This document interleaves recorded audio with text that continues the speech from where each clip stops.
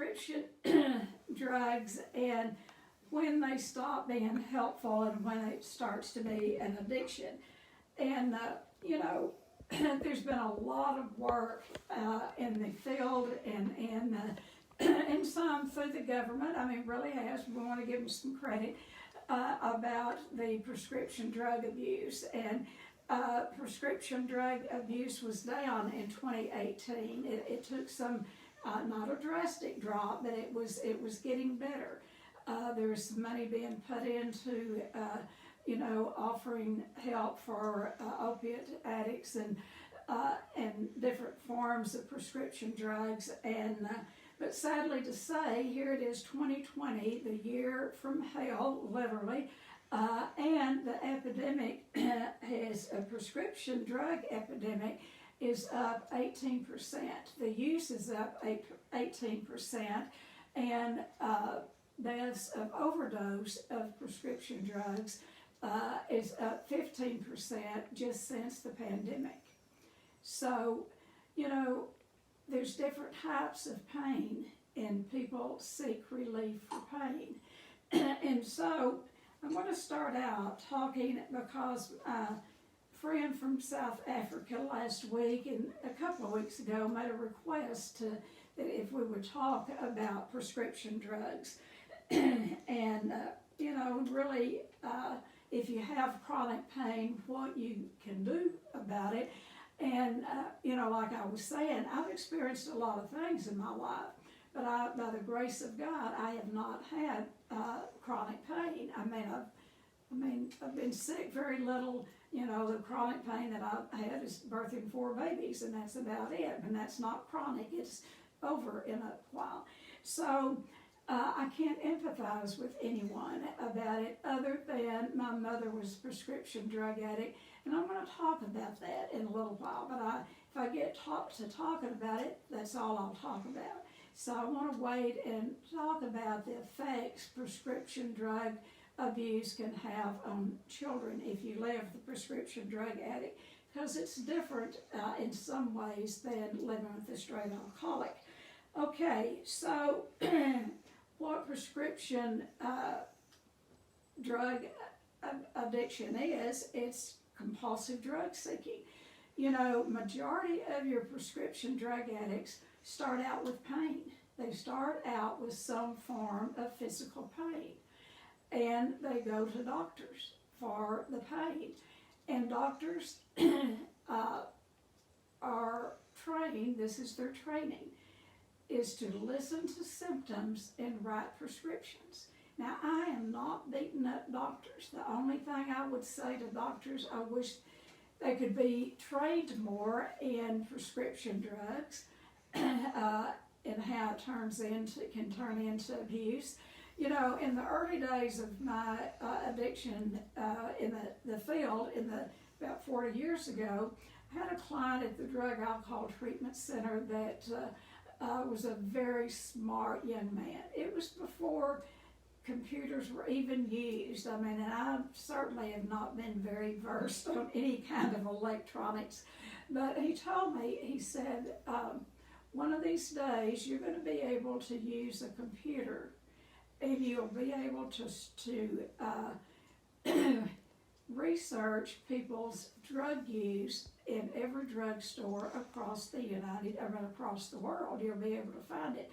And I thought to myself, he has dabbled in too many drugs and, his brain is gone. I just thought that was the most insane thing that I've ever heard. And guess what? He was so right. He was so right. And so technology, I would like to say, has really cured the prescription drug abuse field. It hasn't. I think it has somewhat helped it because it's hard to get. It's hard to doctor shop today. You can. It's still possible to change doctors and talk them into giving you prescription drugs, but it's a little bit more difficult. So what it is, I believe every prescription drug addict starts with physical pain. Now they may have more mental and emotional pain, but they have physical pain in order to seek prescription drugs. And so when it becomes a problem is when they begin to compulsively seek drugs. They want more. They want more. And there are doctors that will give you more. I hate to say that. They will give you more. They are trained to write prescriptions. And then there is continued use of the drug in spite of consequences. You know, the consequences, if you have one consequence with an addiction, and the consequences are problems with the family, problems with your health, problems in the legal system, problems at work. If you have one consequence and you continue to use in spite of the consequence, you may be in early phase of addiction, and if it continues, you will get into the chronic phase of addiction. And so then there is the long-lasting changes in the brain. There's more brain damage with prescription drugs. Now this is Tennie's idea. There is a lot of damage with the drug alcohol, and alcohol has been a drug. You know, when I first went in the field, we wasn't allowed to treat drug addicts, only alcoholics. Finally, the field convinced everyone that alcohol is a drug. A drug is a drug is a drug. But I do believe prescription drugs, in a lot of ways, can do more damage to the brain after long use than alcohol. But check that out. Don't take my word for it. So I want to talk just a few minutes about, because my friend here from South Africa asked if we would talk about it. So I want to talk about fibromyalgia for a minute. And what fibromyalgia does, it absolutely bankrupts your stress level and your coping skills, because of the pain, the muscle pain. And there again, I do not have fibromyalgia. I've really never known anyone. Of course, if my mother was still alive, she'd have it, because that didn't come about while she was having all of her sickness. But anyway, there's a little sideways humor there. But anyway, what happens is fibromyalgia, and it prevents people from really handling stress and normal daily activities in a lot of ways because of the pain of it. Am I saying that right? Do you believe that? So, and what happens then is they will go to a doctor, and I'll tell you, this is a fairly new diagnosable disease. We didn't even know anything about it probably 25 years ago. I don't know. I think it's 25 years ago, I don't think we even knew about it. It's probably happening, but it didn't have a name. So but what can happen with fibromyalgia if there is too much drug use? And I'm not even saying drug abuse. I'm saying if there's too much, if you stay too heavily medicated with drugs trying to handle the stress and the difficult of life, the side effects then turns into what they call that fibro fog. You begin to live in a fog. You're not present. They call it a fibro fog. And I call it a drug fog. It is, you live in a fog because drugs, are designed to ease pain, but also it can very much take you out of reality. And so, the very medication that you're taking for the illness can also cause aching muscles. Medication can do that, can cause aching muscles. So what you're seeking for the solution can sometimes add to the problem. And it can also produce anxiety. The drugs, not the fibromyalgia, but the drugs that people take, that doctors give them, can produce anxiety and depression. It can also produce stomach problems and restless leg syndrome. And so when you get all of that and you tell all of that to the doctor, well, my muscles are aching, another medication. Well, I have a lot of anxiety and depression, another medication. Well, I'm having stomach problems, another medication. Well, I can't sleep at night because I have restless leg syndrome, another medication.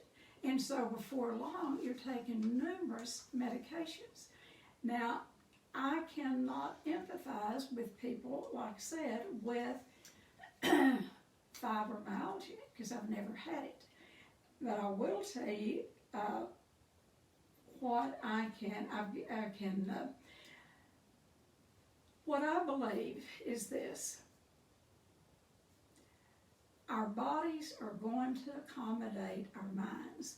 One of the things that I recommend to people, and I'll give you an illustration.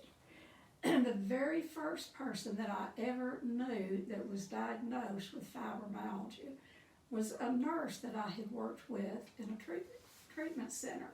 She was beautiful, she was gorgeous, she was smart, she had a degree. I mean, she worked hard for her credentials. I mean, she had everything going for her. And then we were just shooting the breeze one day, and this was before I knew anything about working on childhood issues. I had my own that I hadn't worked on. I didn't know. But one day she was talking about how she was brought up, and she was talking about sexual abuse, and I listened to her. So fast forward several years after I was out here, many years, a friend came to me one day and was telling me about this nurse. And she said she has chronic pain from fibromyalgia.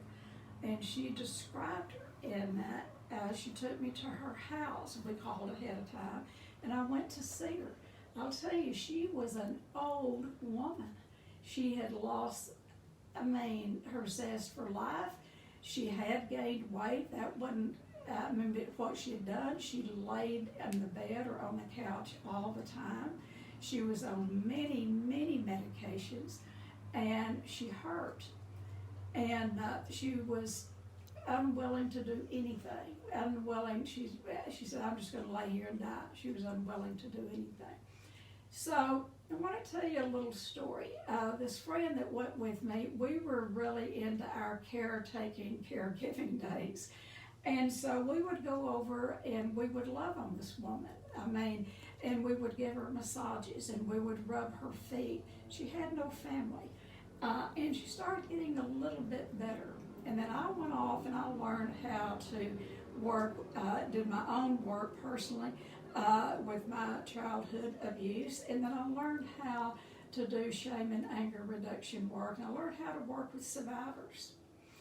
And whether it's ethical or not, I don't care. But anyway, she wasn't a client of mine, but we were trying to work with this woman. So in her house, with her permission, we spent a couple of days, my friend and I, and she was a therapist, we spent a couple of days over there working with her on childhood abuse issues. Did it cure her fibromyalgia? I don't know. I think she might have a little touch of it. You know, that woman is back working. She's productive. She has a family today. My belief is the body accommodates the mind. Now, I'm not saying every illness we have comes from unresolved conflict of the past, but I think a lot of it does. A lot of it does. Because if we don't address those carried feelings and the burden of being abused, either sexually, physically, mentally, and emotionally, intellectually, spiritually, if we don't address those childhood issues, I believe we will die of some form of stress-related illness. The body begins to break down, it accommodates the mind, and I've seen it over and over and over. I've seen it a lot in our obese clients, and I've seen it anorexics, bulimics, all. what I say, every excess pound that we carry around, or every excess pound that we're underweight, I think represents unresolved conflict from the past. So with that, what I would tell, the last thing I had on here for fibromyalgia clients is, in order to get prescription drugs, and this goes across the board, you have to stay sick. You have to be sick. And you have to go to the doctor and report your symptoms. And they'll sit there like y'all are doing, they'll write them all down. Well, the nurse will have written them down before he gets in there because his time is valuable. So he'll write that, the nurse will write down every symptom that you describe. I think he'll probably pick that up on the door. They usually have a little pocket on the front, on the door of the examining room. He'll pick that up, look at that, go in, examine you, talk to you, and before you leave there, you will leave with prescriptions. I'm not faulting the medical profession. I'm not. Oh yeah, I am a little bit, okay. Because they absolutely, now there's been some changes. There are some doctors that are more aware of prescription drug abuse and use. And those doctors are getting better about drug seekers, And it's harder now to go from doctor to doctor to doctor, So, I'm saying all of this to say we do not have a mind-body split. The body doesn't live over there and the mind over here. It's connected together. And if we're walking around with any unresolved conflict in the past, the body will break down. It will accommodate the mind. And you'll begin to feel that. And what it does, it takes the pressure off of carrying that around. It redirects the focus, is what I'm saying. And then it becomes the problem itself. I believe majority of your prescription drug addicts get on drugs because they have some kind of physical pain. They've had bad tooth problems, you name it, and they get on, they're given these high-powered pain pills. And this is another belief that I have, that if they have the brain of an addict, all that does, it activates that addiction. It activates it. And then whatever that prescription is, it's not strong enough. It quits working, and they need more, and they need more, and they need a different kind. And that doctor won't give it to them, so they go find another doctor and start the process all over again. So I don't want anyone to hear me say that I don't think fibromyalgia is not real. I think it is. But what I would support anyone doing with chronic pain, and keep in mind, I don't have chronic pain. I say that, and denialists don't even know I'm lying. I have rheumatoid arthritis that I have to work with every single solitary day. Duh. And that I have never, ever taken a pain pill for arthritis. And the reason for that is my mother was a prescription drug addict. And I'm going to tell you a little bit about that in just a minute.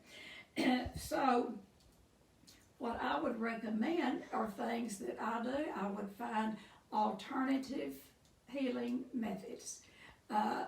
Walking, exercise, getting out among people. When we can get our mind, when I can get my mind off of my hands hurting, I feel better. Another thing is watching our diets. Sugar is, and it's not this way with everyone, it is a poison for most people who have any kind of chronic pain. If you want to increase that pain, you stay on sugar. It can cause inflammation, sugar can. High carbs can do that. Every once in a while, because, today I live in recovery from an eating disorder, and every once in a while, I'll get over there and eat a few carbs that I used to wouldn't ever touch, and you know what? I suffer from it. And it doesn't take much. I mean, one time, 2 times. And what happens is my hands will swell till I can't get this ring on. My stomach will swell. Now what that tells me, this idiot, is don't eat carbs, any processed food. Don't eat any sugar. So there's a lot that we can do to take care of ourselves that doesn't involve prescription medication. Prayer and meditation. We were just talking about prayer and meditation. Get still. Prayer is talking to God. Meditation is listening. I thought it was just, asking God, do this, that, and what about something else? But it's about being still and meditating and listening. Now, I know I would make up, okay, I have had some chronic pain, but I've never wanted to be sick because my mother was sick. So it's been very hard for me to ever be sick about anything. So denialists don't even know I'm lying. Yes, I have arthritis. So anyway, but what I do is any and everything I can do to take care of myself. One of the things is, and I would say this for anyone, but particularly people that have problems with the body like fibromyalgia, arthritis, different things, is massage, going to a good chiropractor, and I'm saying a good chiropractor, do alternative healing methods besides just taking the drugs, holistic practice, Tai Chi, doing anything that involves the mind, body, and soul. So aching muscles, I think these diseases are very real, but it's what we, sometimes the medication that we use is much more deadly than what we're trying to, the pain that we're trying to ease. So I want to tell you a couple of little stories. I love to tell stories. But I told you about the nurse. I firmly believe, and I've talked to her many times, and I see her at times out in the community. The woman couldn't get out of bed. I see her at Walmart at times. I mean, if anybody can go to Walmart in today's time, they have to be pretty healthy. And I saw her not long ago. She's beautiful. She does have a little gray in that blonde hair, but she's gorgeous. And she does have a little touch of fibromyalgia. But what she contributes her healing to is doing that pain of her childhood, releasing, because anytime that we have any kind of childhood abuse, any form of trauma, it settles in the very tissues of our bodies. And what we say are the issues are in the tissues. Where's fibromyalgia? It's in the tissues. And as you do this type of release work, it can release those toxins. You may not, get completely cured from whatever ailment you have, physical ailment, but I do believe you have a lot better chance of recovering physically if you will look at that mental and emotional side. So I want to tell you a little story about, in 1986, Nancy Reagan came out with this Just Say No, this big drug campaign, Just Say No. And they put it in schools, and they did this, and they did that, and it was a complete failure. I'm hoping it helped maybe one person. She knew nothing about drugs, let alone, you tell a drug addict, just say no. How would that work? So it wasn't successful, but it was a campaign, and it went all over the United States. People in the field got mad at her, drug addicts got mad at her, everybody got mad at her. But anyway, so during that time, in the 80s, 86, 87, when Just Say No was popular, I was invited to this women's luncheon, monthly luncheon at the church, and to talk about drugs. They were wanting to know about those, street drugs that maybe their grandkids might get into or whatever. But anyway, I went to that luncheon. It was a salad luncheon. I was going to speak, and then they were going to have this salad luncheon, and I glanced over at the table. I was in recovery from my eating disorder, but you know, it wasn't just salads, it was those fluffy looking desserts and all of that. But anyway, I got to talking about doing my lecture or talk about drugs, the different types of drugs and what it'll do and blah, blah, blah. And all of a sudden I looked around and those women were going to sleep, or they were looking at their watches and looking over there at that food, and they were irritable, restless, and discontented. They wanted, I know they were tired of hearing me talk. They did not, they'd had enough. So I got a little sneaky and I said, you know, I have got the worst headache, and I never have headaches. I've had 5 maybe in my life. I lied. I said, I have got the worst headache, and you should have seen those purses snap open. I was offered everything from an aspirin to Valium in those women's purses. So that created an opening. I got their attention, and I made my amends. I said, I do not have a headache, but I want you to look what's happening. Look what you have laid here on this podium. That was in those good Christian women's purses. I'm not saying wasn't still Christians, but Valium, that is one of the worst drugs that was ever made. But now for the purposes it was made for, it's great.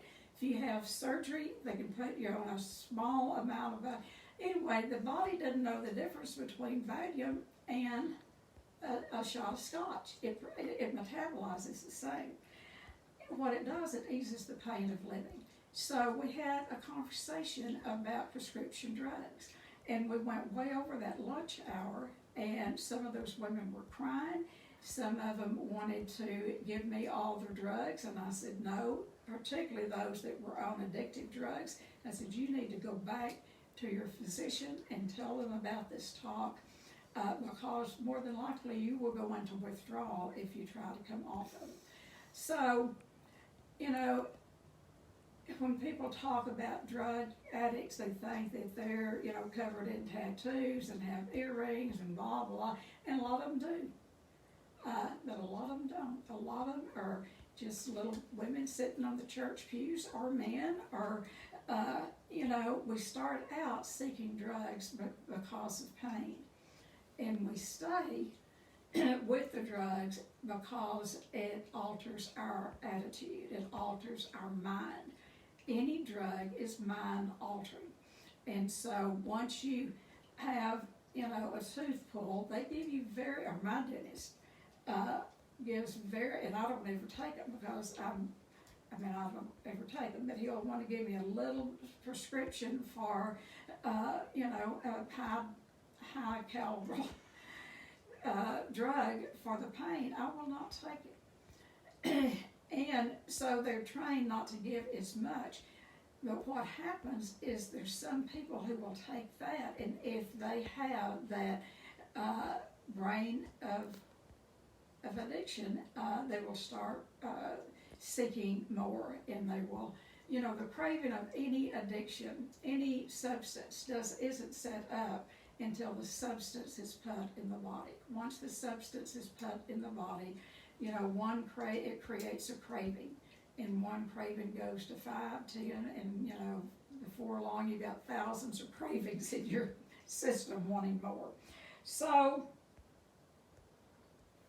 I wanted to talk about that, and then I wanted to talk about, you know, alcoholics in recovery and how they have to really protect themselves when they get sick about prescription drugs. I want to tell you a little story about one of my dear friends, closest friends. We talked every morning. We finally started sponsoring each other, and we talked every morning at 5 o'clock for 20 years. She was a physician in Atlanta. She was a severe alcoholic, and she had dabbled in prescription drugs. But the main thing, she was alcoholic and had an eating disorder. And she was in solid, good, long-term recovery. And she was also physically sick. She had Crohn's disease, and it was eating up her pancreas. And so periodically she would have to go into the hospital and have different types of surgeries. And every time that she would go to the hospital, I would drop everything and I would make arrangements and I would go. She had no family, zero family. And so I would go and I would stay with her, because what would happen, and I would meet with the doctor with her, we would put it in the records and all, because doctors, unless they're addicts themselves, they do not understand. And so what she would tell the docs with my presence, and by the way, she at one time was chief of staff at that hospital, but she would tell the surgeon, now, I can only give me enough pain meds to last me, 2-3 days. I cannot take very many. And so I would be there, and the doctor would sign an agreement, and I would sit with her. A couple of times my youngest daughter went with me, and we would sit with her. You know how hard it is when a patient gets into pain. Do you know how hard it is to talk the doctors into not giving them pain meds? And so they would all want to give her pain meds, but she would have already signed a contract that she didn't want it. Well, by the time she started needing them, she started wanting them. She would cuss me, she would cuss my daughter, she would try to throw us out of the room. Her whole personality changed the minute those drugs got in her body. She knew that would happen. That's why she had us there as a safety net. And then I would go home with her, and one time I stayed with her as long as 3 weeks. It took that long for all the drugs to get out of her system.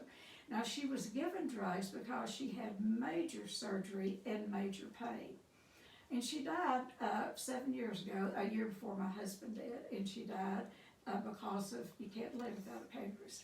But we talked about it, and my daughter and I were the only ones that she would allow to talk to the doctors, because she said, Tennie, I don't know how much longer I have to live, but I don't want to live doped up.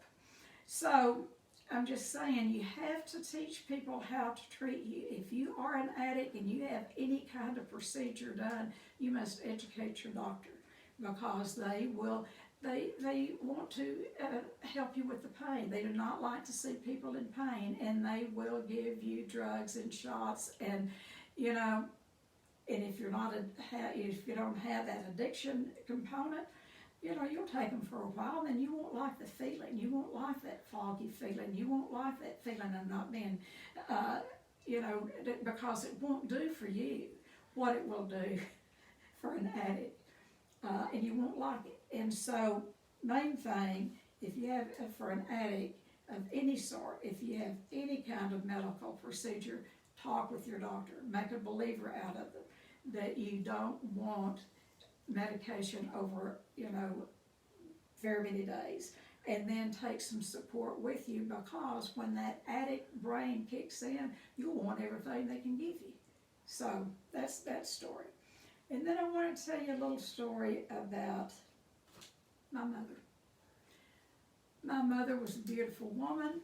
She was smart. She probably could have done about anything she wanted to. But when I was 4 years old, we lived in East Texas, and she had what was called then a nervous breakdown. And it was awful. It was sad. We couldn't go in the house. It was terrible. And I was so addicted to my mother from an early age that even if she went to the doctor, I wanted to go with her. And so we were sitting, she got really bad, and we were sitting in the doctor's office. I was 4 years old. But I've always been pretty much a precocious kid, and I could have a memory like an elephant. I could remember stuff. And anyway, I sat and listened to that doctor talk to my dad. And Mother would tell the doctor that she couldn't live in East Texas anymore, because the wind blowing through the pine trees, the trees made her nervous. He put her on Miltowns. Miltowns was one of the first types of narcotic drugs, and one of the strongest that you can get at that time. But still, the trees made her nervous. So the doctor told my dad, he said, Thad, I don't know anything else to do for her. Why don't you move her to West Texas? And we did. And there was no trees. In fact, there was a little town out by Odessa that it was named No Trees. So if it was the trees that was making my mother nervous, she would have been well. But it wasn't. Then it was the sand, and then it was the wind, and then it was, my mother was a prescription drug addict, and she lived to be 87. Prescription drug addiction is somewhat different than, and it's not so for all prescription drug addicts, but it's a disease a lot of times that won't let you live, but it won't let you die. My mother lived to be 87 years old, and I don't know that she had many drug-free days. The only drug-free days that she had would be when I would put her in some kind of a treatment center. And then she would figure out how to steal the drugs there. Her last episode was I put her in a Sears nursing home here, which is one of the best in the nation, really. And she got kicked out because she would make friends with the night tech, and she was so friendly, and they just loved her, and she would get them distracted, and she would steal medication. And my mother was in her late 80s, but I want to tell you what it was like growing up with a prescription drug addict. What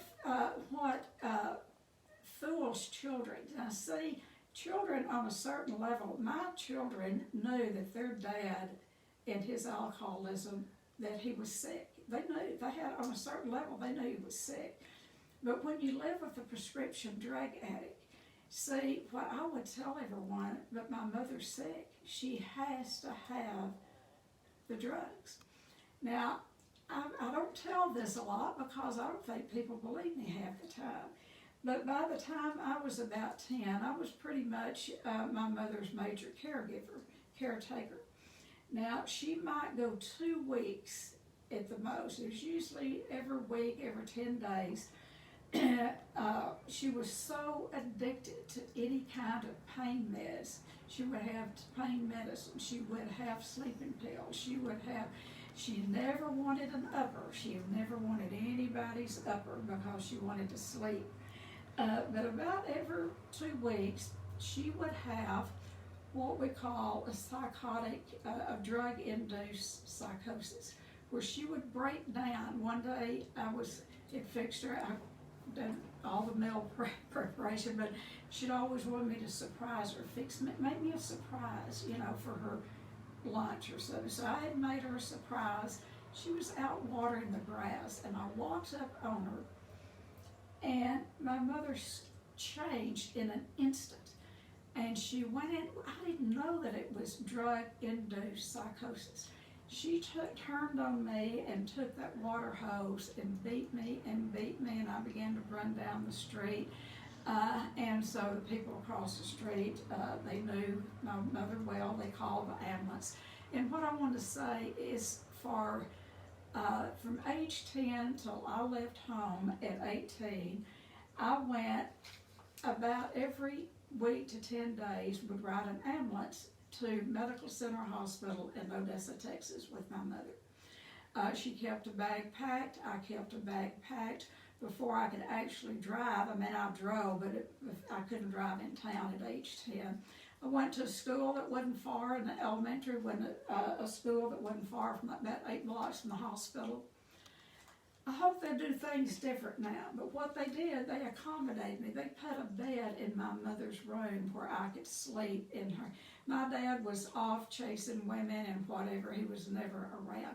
So they would make me a bed in my mother's room. I lived in a hospital, not as a patient, until I was 18 years old with my mother. And I would eat, they would bring me a tray of food. I would eat her tray, and then, I'd eat mine. Half time she wouldn't eat hers.